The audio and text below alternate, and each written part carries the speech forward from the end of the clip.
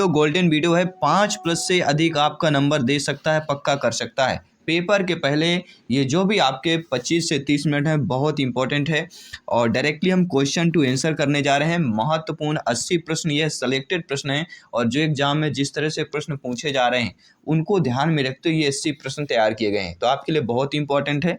चलिए शुरुआत करते हैं। अधिकतम अंक अगर गणित पेडागोजी में प्राप्त करना है तो ये क्लास बहुत इंपॉर्टेंट है, ये प्रश्न बहुत इंपॉर्टेंट है। बाकी प्रैक्टिस पेपर चल रही है, एनालिसिस चल रहा है, जिसका लिंक आपको ऑलरेडी यहाँ पे मिल जाएगा। चलिए शुरुआत करते हैं। प्रथम प्रश्न आप लोगों की स्क्रीन पर है। यहाँ पे पूछा गया साथियों, गणित की सभी शाखाओं में सबसे प्राचीनतम शाखा जो होती है वह अंकगणित की बात करेंगे।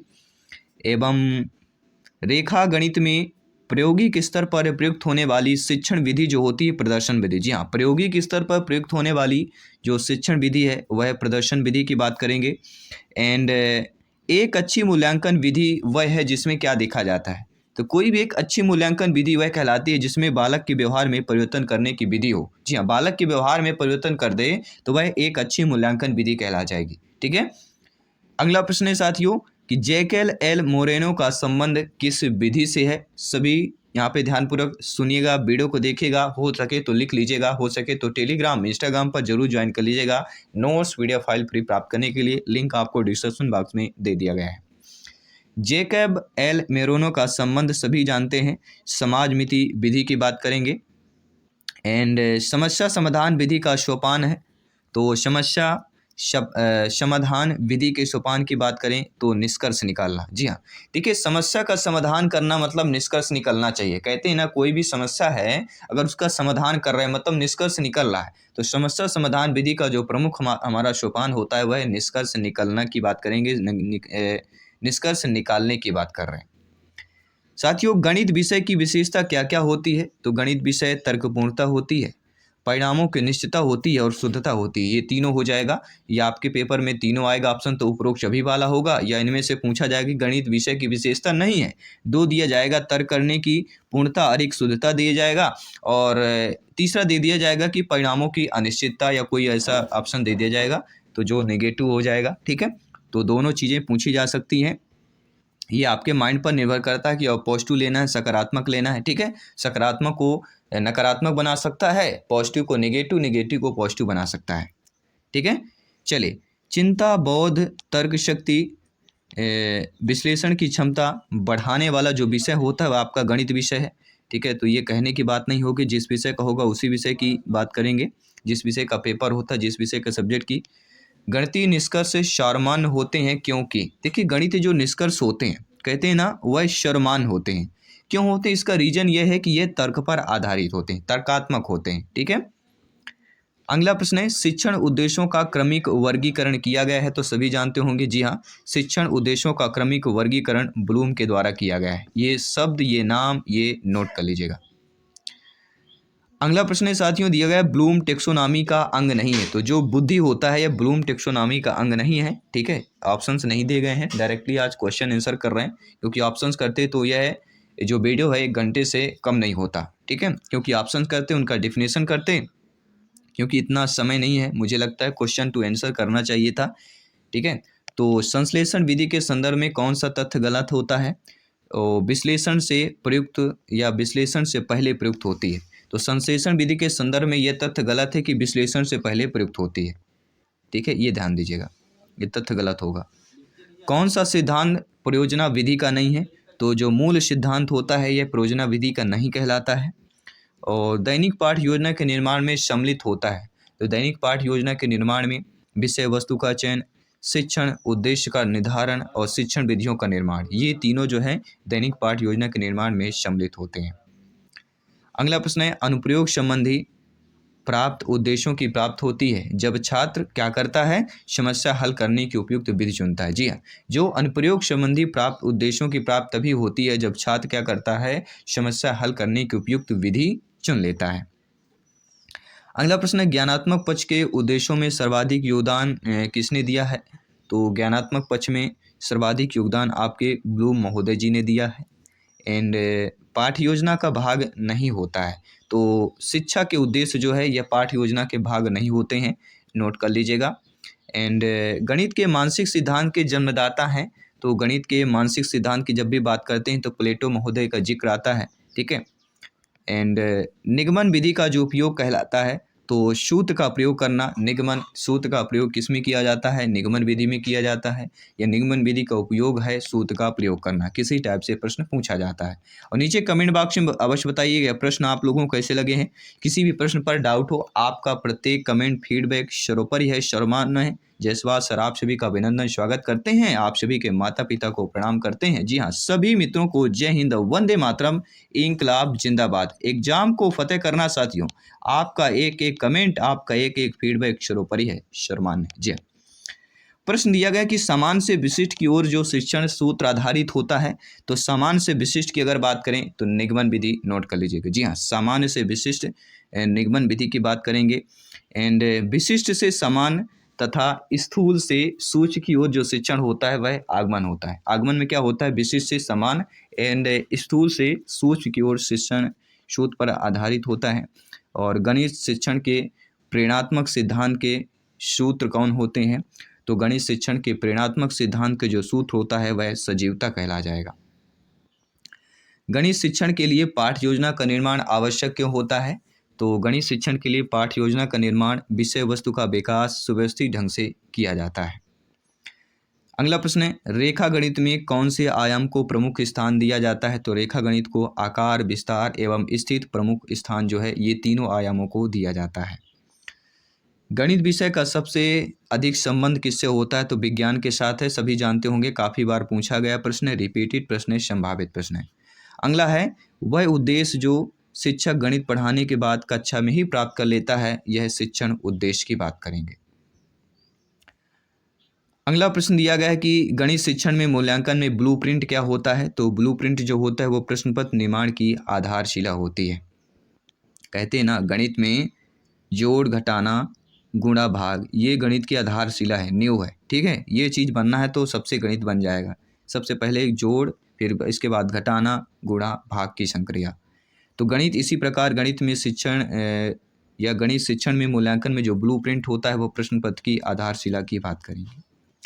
किसी विधि के अंतर्गत यह निर्धारित किया जाता है कि पूरे अध्याय में कितने शीर्षकों के अंतर्गत व कितने कालांशों व किन किन दिनों को पढ़ाना है, वह है इकाई योजना, ठीक है। इसी तरह के प्रश्न आ रहे हैं, कथन से संबंधित ज़्यादा प्रश्न आ रहे हैं पेडागोजी में। तो किसी विधि के अंतर्गत निर्धारित किया जाता है कि पूरे अध्याय में कितने शीर्षकों के अंतर्गत व कितने कालांशों को किन किन दिनों पढ़ाना, वह इकाई योजना विधि की बात करेंगे। गणित के नियम व निष्कर्ष कैसे होते हैं, वस्तुनिष्ठ और या सार्वभौमिक, ये प्रश्न पूछा गया है, काफ़ी बार रिपीट हुआ है। आगमन विधि का एक प्रमुख दोष क्या होता है, सभी के दोष होते हैं, हमारे भी हैं, आपके भी हो सकते हैं। इसी प्रकार आगमन विधि का भी एक प्रमुख दोष है, ठीक है। दोष हमें खुद नहीं पता चलता है आपके द्वारा, या आपके दोष हमारे द्वारा पता चलते हैं, दूसरों के द्वारा ही पता चलते हैं। इसी प्रकार आगमन विधि का एक प्रमुख दोष क्या कहलाता है, ज्ञानार्जन बहुत धीमी गति से होता है। जी, आगमन विधि में गणित के अध्ययन से एक बच्चे में किस गुण का विकास होता है, तो गणित के अध्ययन से एक बच्चे में जो है आत्मविश्वास, तार्किक सोच, विश्लेषक सोच, जी हाँ, कि किसका किसका होता है, बच्चे में आत्मविश्वास आता है, तार्किक सोच की वृद्धि होती है और विश्लेषक सोच में समझ आती है, ये तीनों हो जाएगा। गणित क्षमता संस्कृत का दर्पण है, यह कथन सभी लोग जानते हैं, हॉगवेन का कहना है, ये पिछले बार MP टेट में पूछा गया प्रश्न है। उपलब्धि परीक्षण व नैदानिक परीक्षण में अंतर क्या होता है, केवल उद्देश्यों का अंतर होता है। त्रिभुज की रचना हेतु आवश्यक उपकरण या सामग्री क्या होना चाहिए, तो कंपास, पैमाना, पेंसिल, ये तीनों इंपॉर्टेंट है। त्रिभुज की रचना हेतु आवश्यक उपकरण या सामग्री। वस्तुनिष्ठ परीक्षण की सर्वाधिक महत्वपूर्ण विशेषता क्या होती है, यह इसमें वैधता है। मूल्यांकन का निकटतम संबंध किससे होता है, तो मूल्यांकन का निकटतम संबंध उद्देश्य से होता है। अगला दिया गया, मनुष्य के जीवन की गतिविधियों में गणित का सर्वाधिक उपयोग कहाँ पर होता है, सामाजिक और आर्थिक रूप में सबसे ज़्यादा होता है। बाकी ऑप्शन के अकॉर्डिंग देख लीजिएगा। कौन सा कार्य अध्यापक से संबंधित नहीं है, तो बजट बनाना, ये पूछा गया है, तो बजट बनाना अध्यापक का कार्य नहीं होता है। बाकी ऑप्शन दिए जाएंगे जो कार्य होंगे। सर्वाधिक प्रभावशाली शिक्षण जो सामग्री होती है वह होता है प्रत्यक्ष अनुभव। जी हाँ, प्रत्यक्ष अनुभव इसे कहते हैं। गणित को जो है प्रत्यक्ष सॉल्व कीजिए, प्रत्यक्ष अभ्यास कीजिए, बहुत इंपॉर्टेंट है। छात्र गणित की गणना में गति प्राप्त कर सकता है, अभ्यास के द्वारा ही प्राप्त कर सकता है। अभ्यास जितना ज़्यादा होगा उतना ज़्यादा आपके लिए होगा, कॉन्फिडेंस आएगा, ठीक है, जब भी एग्जाम में जाइए कॉन्फिडेंस लेवल लेके जाइए, क्योंकि जब कॉन्फिडेंस नहीं होता है ना तो अपने आप में एक 2-4 क्वेश्चन बिगड़ जाते हैं, तो फिर लेवल अलग ही हो जाता है। कॉन्फिडेंस हाई रखिए, ठीक है, ये नहीं तो अगला सही होगा। गणित की प्राकृतिक एवं संरचना में कौन सी विशेषता नहीं होती है?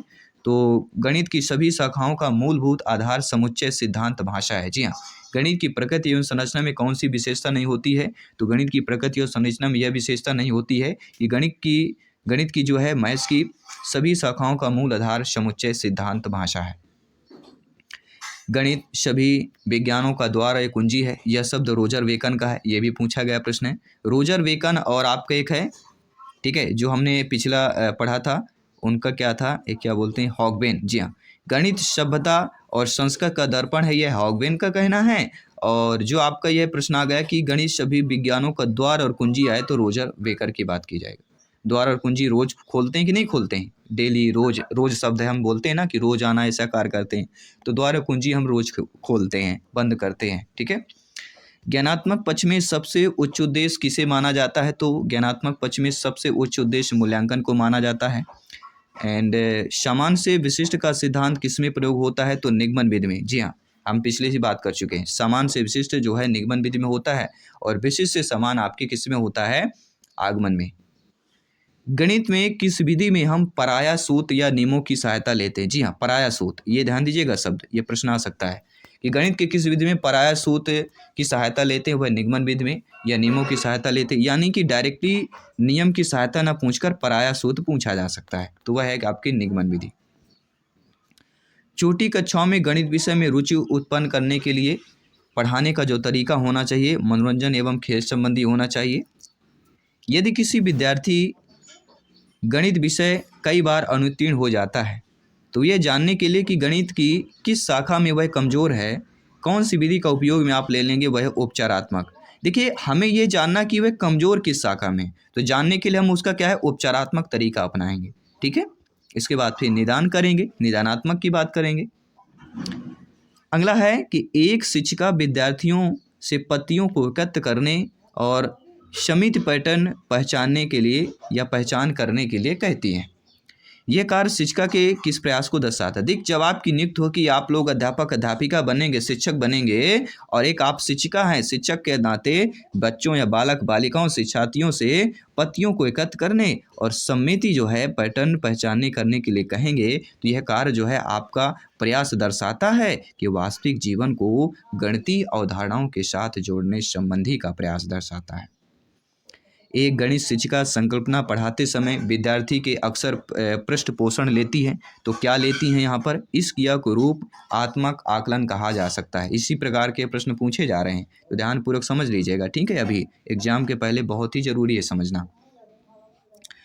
तो एक गणित शिक्षिका संकल्पना पढ़ाते समय विद्यार्थियों के अक्सर पृष्ठ पोषण लेती है। पृष्ठ पोषण शब्द अगर ले रही हैं, इस क्रिया के रूप आत्मक आकलन कहा जा सकता है, ठीक है। गणित की प्रकृति कैसी होती है? तो गणित की प्रकृति सभी को पता होगा, तार्किक रूप में होती है, ठीक है। अगला प्रश्न आप लोगों की स्क्रीन पर आ चुका है कि अभ्यास शिक्षण किसमें सहयोग करता है? देखिए, अभ्यास जो शिक्षण होता है वह सैद्धांतिक ज्ञान को उपयोग करने की क्षमता का विकास करने में सहयोग करता है। अगला है क्रियात्मक गणित का महत्व होता है, तो क्रियात्मक गणित जो होता है स्वयं करके सीखने में महत्व होता है। अगला प्रश्न है साथियों, गणित की भाषा का अंग है संकेत, सूत्र, व्याख्या एवं संख्यांचर की बात करेंगे। जी हाँ, गणित भाषा की अगर अंग पूछा जाता है तो संकेत, सूत्र, संख्या और संख्याचर, ये तीनों नाम, ठीक है, ये शब्द याद रखिएगा। प्रत्येक भाई बहन, गृहिणी, सिस्टर्स, ब्रदर्स सभी कमेंट कीजिएगा जिनका सपना है गवर्नमेंट टीटी एग्जाम को फतेह करना, सिलेक्शन को 101% पक्का करना। जी हाँ, अगला प्रश्न है गणित शिक्षण का विषय किस विषय में महत्व होता है? तो समुदाय, सिद्धांत एवं तर्क और विज्ञान विषय में महत्व होता है। अंकगणित की या अंकगणित शिक्षण की उपयुक्त विधि है, तो अंकगणित शिक्षण की उपयुक्त विधि विश्लेषण विधि की बात करेंगे। एक अध्यापक कक्षा शिक्षण में किस उद्देश्य को प्राप्त करता है? तो एक आप भावी अध्यापक अध्यापिकाएं हैं, तो आप ही बताइए, आप कक्षा शिक्षण में किस उद्देश्य की प्राप्त करते हैं? तो ज्ञानात्मक, भावात्मक, मनुष्य चालक, ये तीनों पर करते हैं। जी हाँ, अगला प्रश्न है, गणित शिक्षण में अध्यापक की मुख्य भूमिका होती है तो दार्शनिक मित्र परामर्शक की भूमिका होती है। गणित शिक्षण की उपयुक्त विधि आगमन निगमन विधि मानी जाती है और व्याकरण की भी आगमन निगमन मानी जाती है। एंड अगला प्रश्न है, उच्च प्राथमिक स्तर पर आंकड़ों के प्रबंधक या आंकड़ों के प्रबंधन का केंद्र क्या होता है? जी हाँ, उच्च प्राथमिक स्तर की बात करें, प्राइमरी लेवल नहीं। ऐसा नहीं कि प्राइमरी लेवल का है तो उच्च प्राथमिक स्तर के पूछा जा सकता है, क्योंकि शिक्षक और बच्चों के संबंध जो कथन है उनसे ज़्यादा प्रश्न पूछे जा रहे हैं। तो उच्च प्राथमिक स्तर पर आंकड़ों के प्रबंधक का जो केंद्र होता है वह आंकड़ों का संग्रह, संगठन और प्रस्तुति होता है। अगला प्रश्न है, गणित में समस्या के समाधान का सर्वाधिक उपयुक्त तरीका क्या नहीं है? रट लेना। देखिए, गणित में समस्या समाधान का उपयुक्त तरीका रट लेना या रटंत प्रणाली या रट शब्द से आए तो ये नेगेटिव माना जाएगा, आप सभी जानते हैं। अगला प्रश्न है, पियाजे जी के अनुसार जब बालक औपचारिक परिचालन स्तर पर होता है तो परिचय देने का उपयुक्त समय क्या होता है? आंकड़ों का प्रबंधन। जी हाँ, जीन पियाजे जी से प्रश्न पूछा जा रहा है, थांडाइक से प्रश्न पूछा जा रहा है। ठीक है, तो पियाजे जी के अनुसार जब बालक औपचारिक परिचालन अर्थात अमूर्त की बात करेंगे, अर्थात चौथी अवस्था जो 11 से लेकर 15 वर्ष तक है, जीन पियाजे जी की चतुर्थ अवस्था जो है, इसमें औपचारिक परिचालन स्तर पर होता है तो परिचय देने में उपयुक्त समय कौन सा हो जाएगा? वह आंकड़ों का प्रबंधन राइट आंसर हो जाएगा। गणितीय प्रक्रिया कौन नहीं है? तो सभी जानते हैं, कंठस्थ करना, बिल्कुल याद करना, रट लेना, यह गणितीय प्रक्रिया नहीं है। एंड गणित की कक्षा में महत्व दिया जाता है तो गणित की कक्षा में सभी जानते हैं गणितीय विषय, प्रक्रिया और तर्क पर महत्व दिया जाता है। एंड अगला प्रश्न है, अधिक गणित जाने की अपेक्षा यह जानना कि अधिक उपयोगी है गणितीय कारण कैसे किया जाए, यह कथन किसके द्वारा दिया गया था? कथन को पढ़ लीजिएगा एक बार और रिपीट करेंगे कि अधिक गणित जाने की अपेक्षा यह जानना कि अधिक उपयोगी है गणितीकरण कैसे किया जाए, ये कथन किसके द्वारा दिया गया था? तो आई होप डेविड हिलर के नाम याद रखेगा। एंड एनसीएफ से प्रश्न पूछा जा रहा है, आरटी एक्ट 2009 शिक्षा अधिकार अधिनियम से प्रश्न पूछे जा रहे हैं। एनसीएफ 2005 के अनुसार विद्यालयों में गणित शिक्षा का मुख्य उद्देश्य क्या होता है? तो बच्चे की चिंतन प्रक्रिया का गणितीकरण करना। जी है, एनसीएफ 2005 के अकॉर्डिंग जो है विद्यालय में गणित शिक्षा का जो मुख्य उद्देश्य होता है वह बच्चे की चिंतन प्रक्रिया का गणितीय विकासकरण करने की बात कर रहे हैं।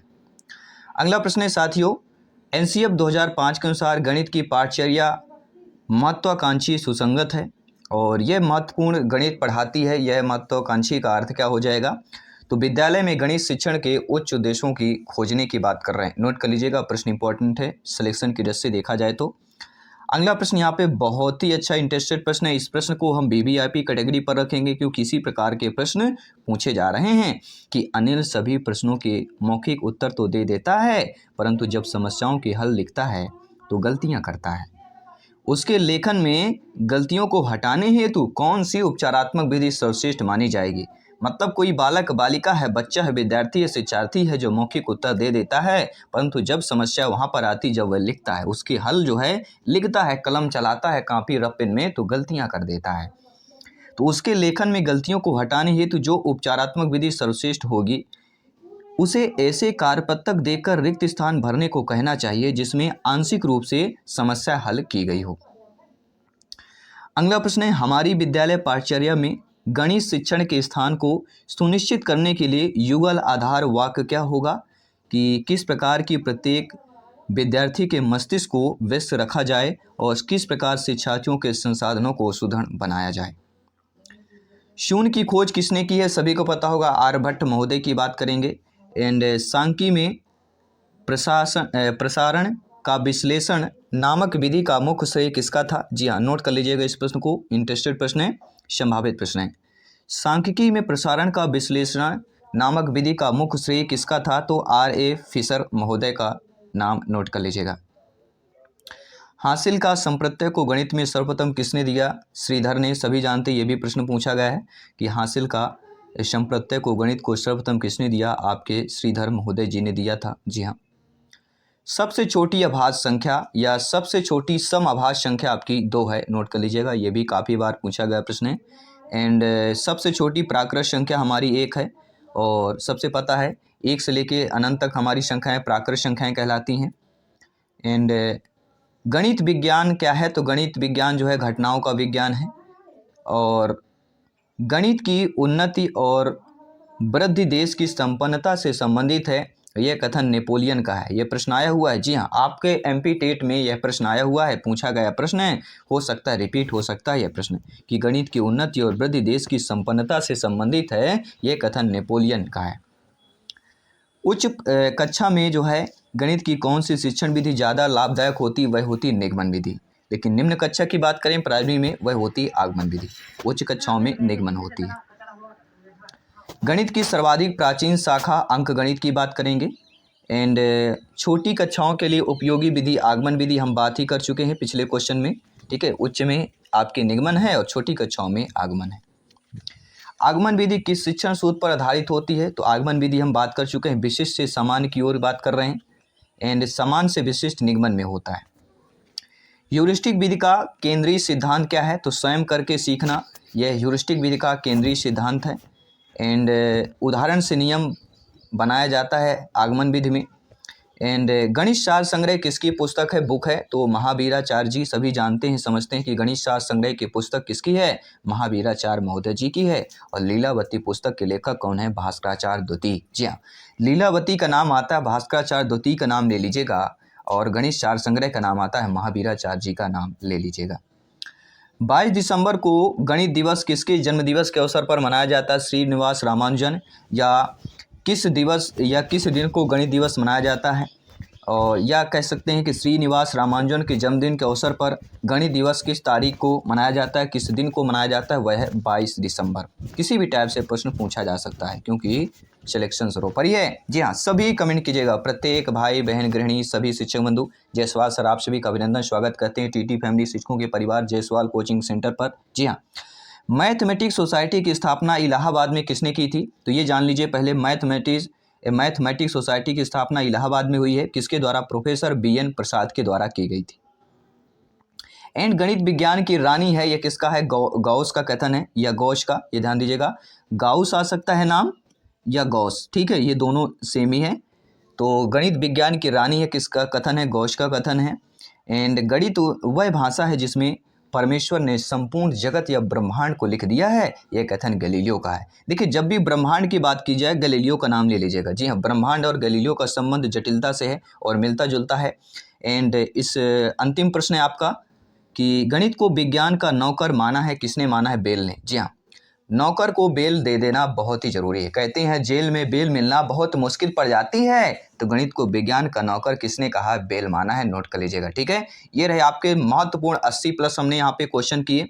आई होप सभी प्यारे मित्र अच्छे तरीके से समझ पाए होंगे। इनसे रिलेटेड प्रश्न पूछे गए हैं अभी तक, कथन से रिलेटेड प्रश्न पूछे गए हैं। ठीक है, तो आई होप ये मदद करें और 5 प्रश्न नंबर अवश्य पक्का करें आपके लिए। सभी को शुभकामनाएं हैं और एनालिसिस डेली देखिए करते हैं, सब सारे प्रैक्टिस पेपर अटेंड कीजिए। और यह टीटी फैमिली शिक्षकों के परिवार को अगर आपने अपने परिवार को सब्सक्राइब नहीं किया जरूर कर लीजिएगा, क्योंकि आने वाली तैयारी की बात करेंगे, आने वाली क्लासेज की बात करें, क्योंकि ये टीटी परिवार है, शिक्षकों का परिवार है, राष्ट्रहित में परिवार है, राष्ट्रहित में टीटी फैमिली है। और टेलीग्राम इंस्टाग्राम से जरूर जुड़ जाइएगा। टेलीग्राम में free of PDF file notes प्राप्त कीजिए। इंस्टाग्राम पे फॉलो कीजिए, जायसवाल सर से डायरेक्टली बातचीत कीजिए, जो भी प्रॉब्लम हो डिस्कस कीजिए। एंड हमारे फेसबुक पेज, अपने Facebook page TT family Jaiswal coaching centre को फेसबुक पेज अवश्य लाइक कर लीजिएगा, फॉलो कर लीजिएगा। लिंक आपको डिस्क्रिप्शन में दे दिया गया है। मैं आपके साथ जायसवाल सर जल्द मिलता हूं आपके एनालिसिस पर। सभी मित्रों को जय हिंद, वंदे मातरम, धन्यवाद।